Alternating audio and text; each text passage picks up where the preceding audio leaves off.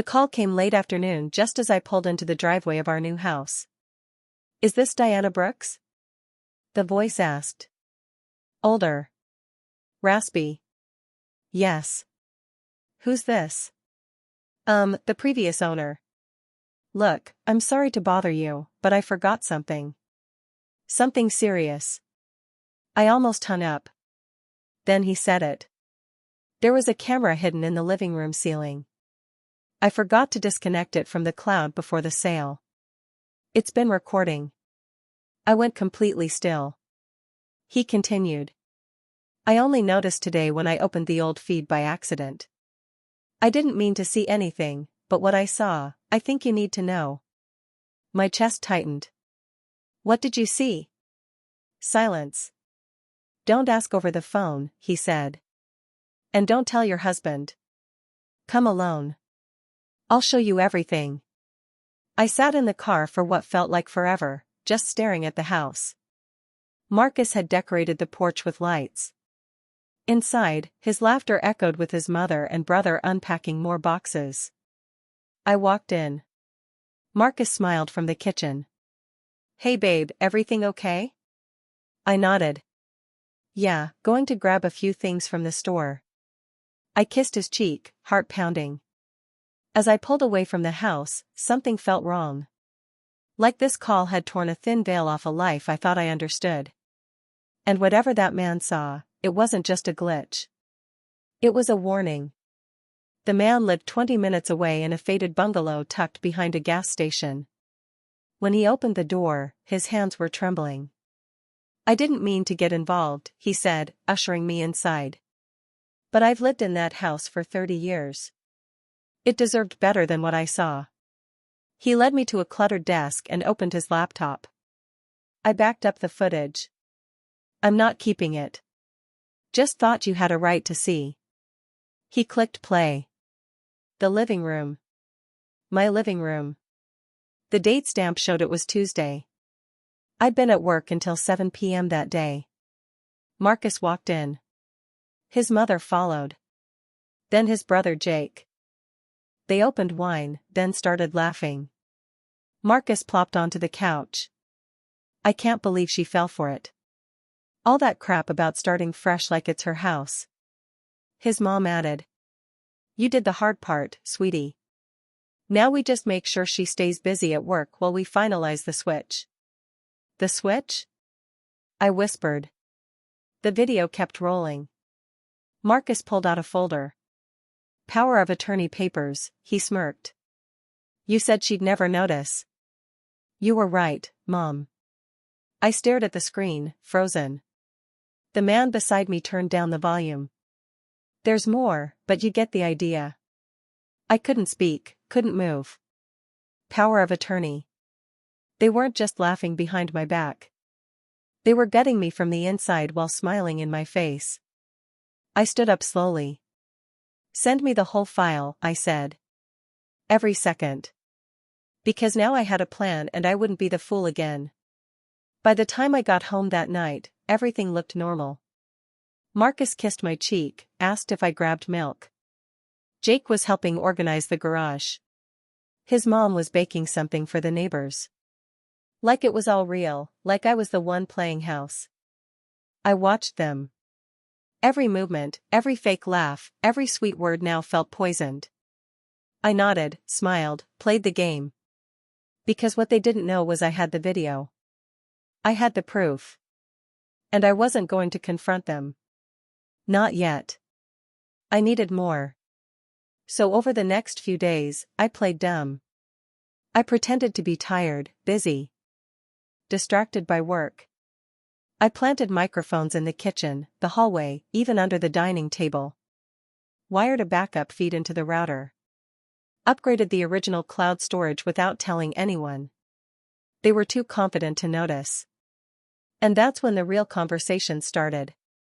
"Jake, you sure she won't contest it?" "Marcus, she's pathetic. I say we wait 3 more weeks. Once the funds move, she's useless." His mom, "Then we cut her off clean.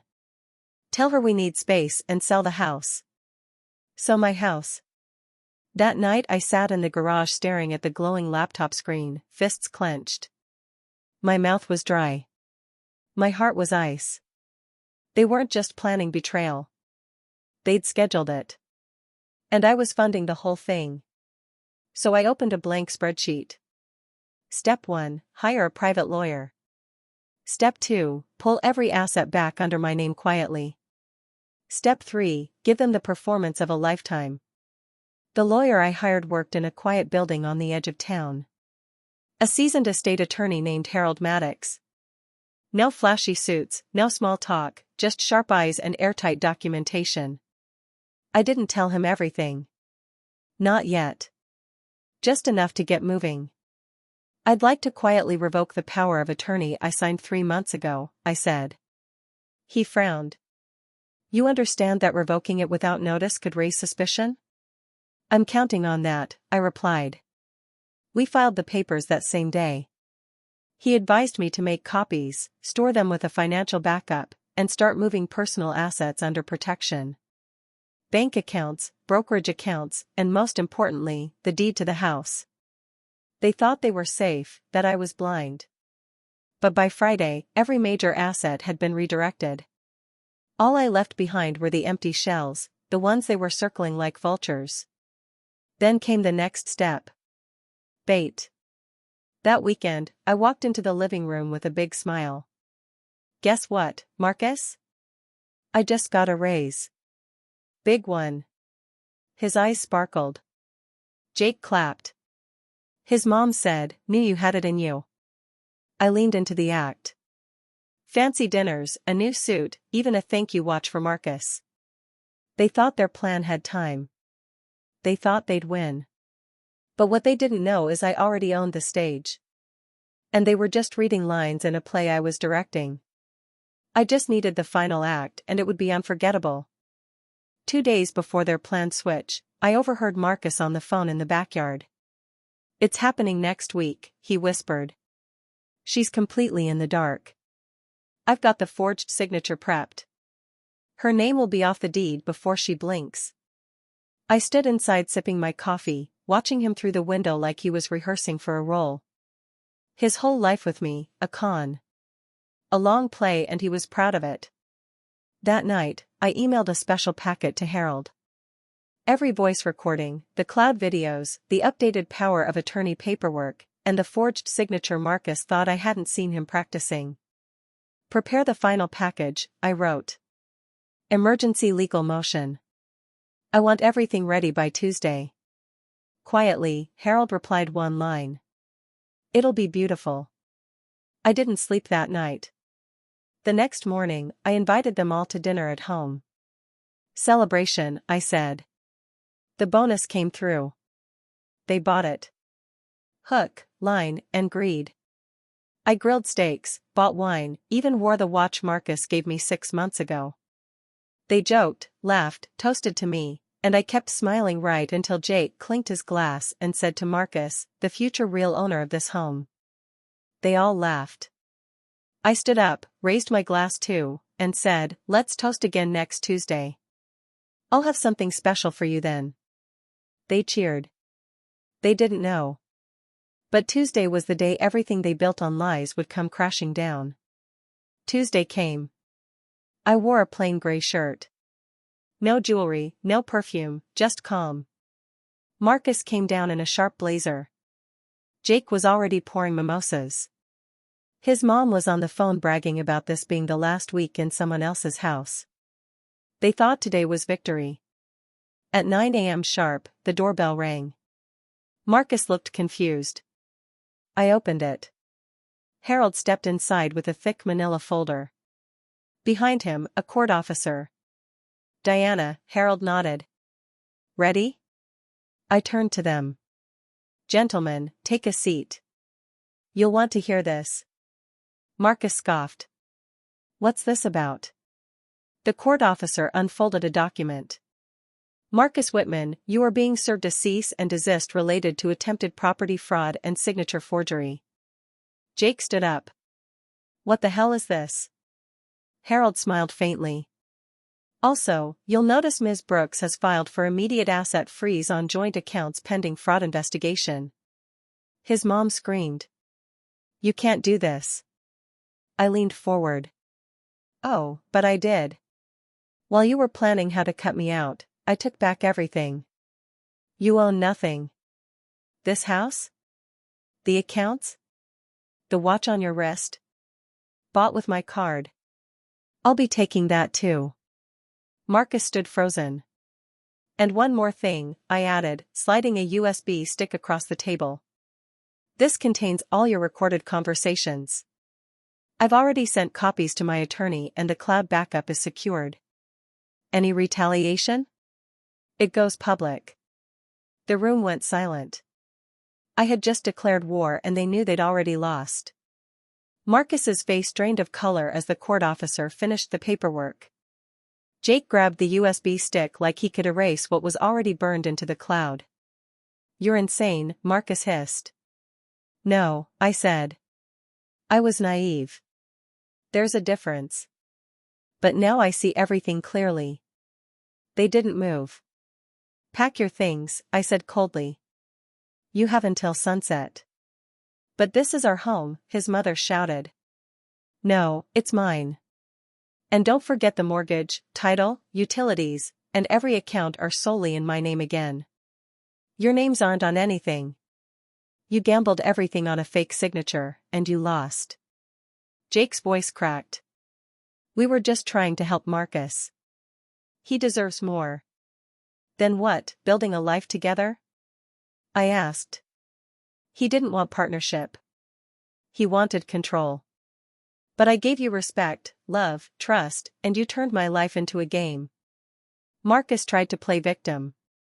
Please, Diana, let's talk. Don't do this in front of them. In front of them? I laughed. You involved them. You plotted with them. Then I pointed to the officer. Escort them out if they aren't gone by 6. I walked past them and up the stairs. For once, silence followed me. Downstairs, the sound of drawers opening, bags zipping, and broken men muttering to each other replaced the venom they'd once spat with pride. I had taken back everything. But I wasn't done yet. The final piece of revenge that would leave a scar they'd carry forever. By the time sunset painted the sky in blood orange streaks, their suitcases were piled on the curb. Marcus was the last to step out, still trying to understand how everything slipped through his fingers. But I wasn't watching from the window. I was already downtown in a glass high-rise boardroom, handing over the last file to my contact at Wilkins & Rowe, the prestigious firm Marcus had always dreamed of joining. You sure you want this to go forward? The partner asked. I nodded. He forged legal documents. He used private recordings in an attempt to extort me, and there's evidence he tried to manipulate business assets. She exhaled. Then he'll never practice law again. I stood and shook her hand. That's the point. By midnight, Marcus's license had been reported. His internship offers gone. His name flagged. His LinkedIn already buzzing with questions. I sent one last message from a burner email. You built your life by lying to mine. Now build it again from nothing. I deleted the address. Back home, I sat on the porch with a glass of bourbon. Cold air bit my skin, but inside I felt clean. They thought they were smarter. Thought I'd stay quiet. Thought love meant I'd never fight back. But I didn't just fight. I won. And the best part, they'd never even seen it coming.